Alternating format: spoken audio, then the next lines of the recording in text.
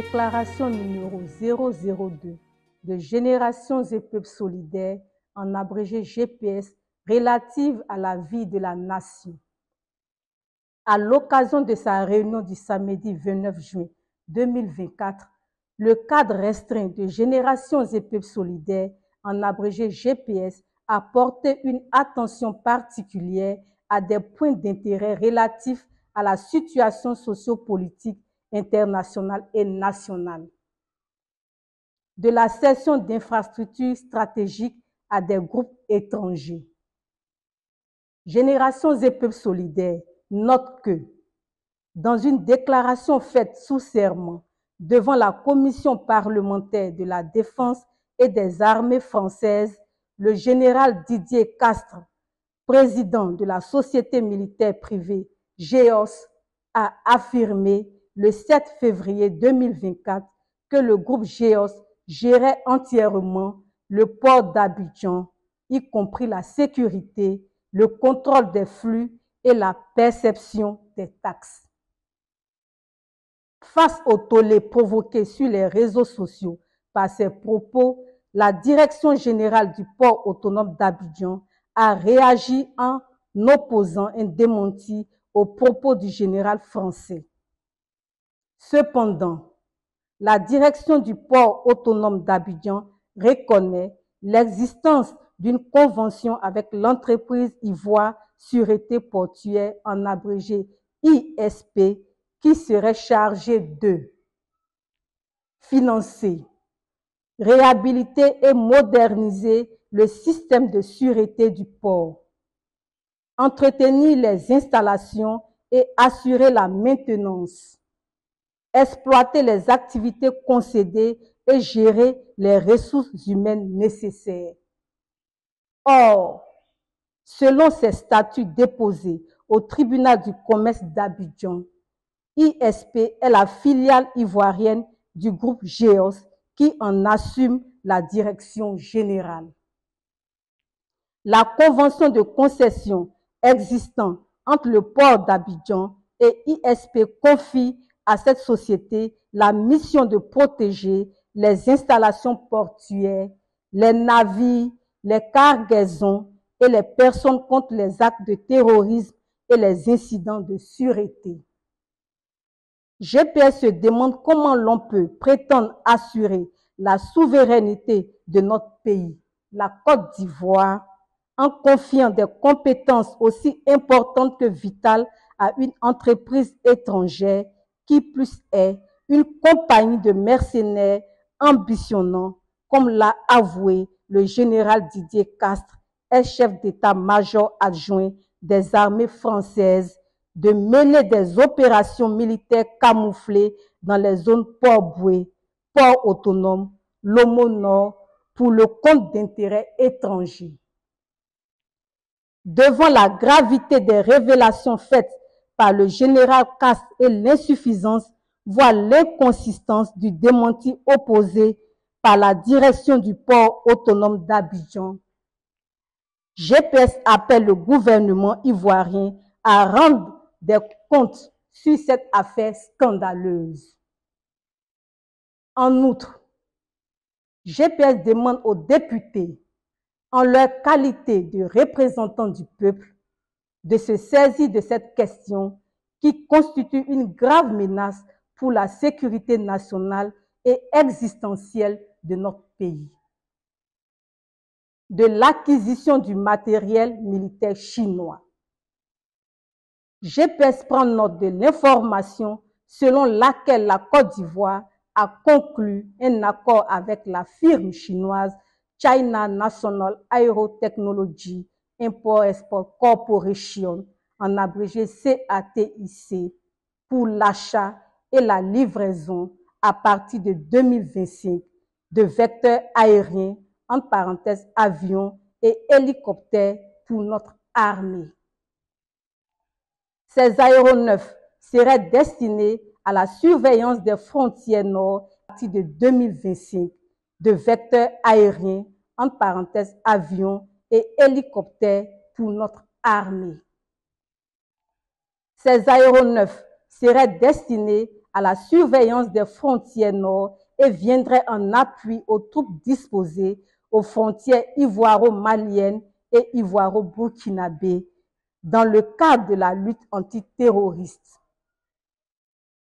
GPS se réjouit de ces acquisitions qui viennent acter la montée en puissance de notre armée.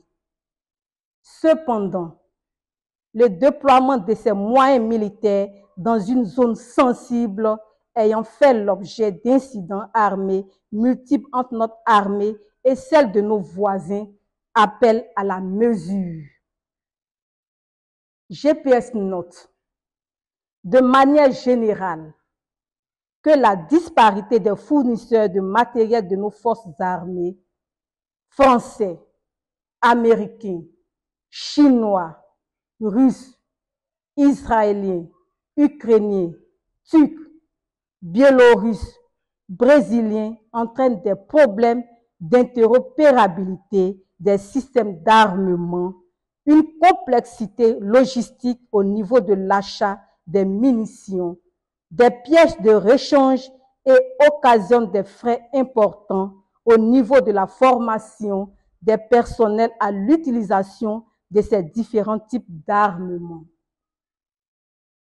Il est important de rappeler que c'est entre autres incompétences, cette attitude désordonnée, brouillonne et l'incompatibilité des différentes composantes de l'armement qui ont occasionné la mort de nos soldats lors des attentats terroristes de Grand Bassam le 13 mars 2016 et de Kafolo le 10 juin 2020. GPS appelle à l'adoption d'une véritable loi de programmation militaire rigoureuse qui dotera notre pays d'un appareil de défense robuste, équipé de moyens adéquats et uniformes selon une vision et une doctrine d'emploi des forces cohérentes. Les députés de la nation devraient y veiller. Du débat relatif à l'indice de développement humain, en abrégé IDH. GPS note les tentatives du gouvernement et du RHDP de minimiser le dernier classement de notre pays relatif à l'indice de développement humain, en abrégé IDH, qui, selon le rapport de 2023-2024, se place au 166e rang sur 193 pays, ce qui démontre que sa population fait partie des plus démunis et est confrontée à d'importantes vulnérabilités. Pour information, l'IDH est déterminé en évaluant 3 facteurs clés: le niveau de vie économique, la santé mesurée par l'espérance de vie à la naissance et l'éducation. GPS a toujours dénoncé les annonces pompeuses, triomphantes sur les performances de notre pays et le développement qui en découlerait. De telles fanfaronnades n'ont d'autre but que d'occulter la misère vécue par les citoyens qui subissent chaque jour la cherté de la vie et la détérioration constante de leur niveau de vie. GPS s'interroge sur la gestion qui a été faite des avantages de l'annulation de certaines dettes à la suite de l'initiative PPTE dont les retombées devaient permettre une nette amélioration de la qualité de nos systèmes de santé et de notre système éducatif. GPS déplore la misère galopante qui se répand des villages aux villes, conséquence de la gabegie, de la corruption généralisée du régime actuel, du travail des enfants dans les zones cacaoyères. Selon les statistiques de l'UNICEF, Le taux de prévalence du travail des enfants dans toute la zone cacaoyère de notre pays connaît une baisse de l'ordre de 10% ces 10 dernières années. En effet, le nombre d'enfants impliqués dans le travail qui était d'environ 790 000 en 2019 peut être estimé aujourd'hui à environ 600 000 enfants. Au regard des moyens colossaux qui sont investis tant par l'État de Côte d'Ivoire que par les partenaires économiques internationaux pour lutter contre ce fléau, les Ivoiriens sont en droit d'être déçus de la maigreur et de la faiblesse des résultats ainsi obtenus dans ce domaine. Du débat relatif à la modification de l'article 185 du Code pénal. Le gouvernement a décidé, malgré l'opposition résolue de l'opposition parlementaire, de procéder à la modification du Code pénal en s'appuyant uniquement sur les députés du groupe parlementaire RHDP. Le point de discorde réside principalement dans l'alinéa 2 de l'article 185 nouveau qui restreint de manière flagrante des principes constitutionnels qui sont la liberté de penser, la liberté d'expression, la liberté de conscience et la liberté d'opinion. La possibilité pour chaque citoyen d'exprimer son opinion, y compris face à une décision de justice, lui est désormais niée. Le fait de manifester sa solidarité à une personne condamnée ou de participer à un appel de fonds pour payer sa condamnation pécuniaire est considéré comme un désaveu de l'autorité judiciaire et condamné en tant que tel. GPS condamne fermement cette nouvelle atteinte aux libertés individuelles. La modification du Code pénal à un an de l'élection présidentielle vise à museler l'opposition et toutes les voix discordantes et, à ce titre, constitue un recul démocratique manifeste et une négation patente des libertés fondamentales du citoyen ivoirien. GPS invite le peuple de Côte d'Ivoire à se mobiliser pour défendre ses droits fondamentaux et engage les forces politiques à une concertation pour exiger le respect de la Constitution dont plusieurs dispositions sont violées par ce nouveau code électoral. Le respect de la Constitution dont plusieurs dispositions sont violées par ce nouveau code électoral. De la gestion opaque du fonds FAFSI. Lors du rassemblement des femmes du RHDP, le samedi 22 juin 2024, au Parc des Sports, la ministre de la Femme, de la Famille et de l'Enfant a indiqué que le Fonds d'appui aux femmes de Côte d'Ivoire, en abrégé FAFSI, géré par la Première Dame, a attribué 58 milliards de francs CFA à environ 400 000 femmes de Côte d'Ivoire pour le financement de leur activité. Le fonds FAFSI, créé par décret présidentiel le 8 novembre 2012, a vu son capital augmenter régulièrement, passant ainsi de 1 milliard de francs CFA à sa création à 26 milliards en 2024. Le président Alassane Ouattara a indiqué qu'il entendait porter le capital de ce fonds à 30 milliards de francs CFA en 2025. L'objectif initial, qui était de faciliter l'accès des femmes démunies à des microcrédits, a été modifié.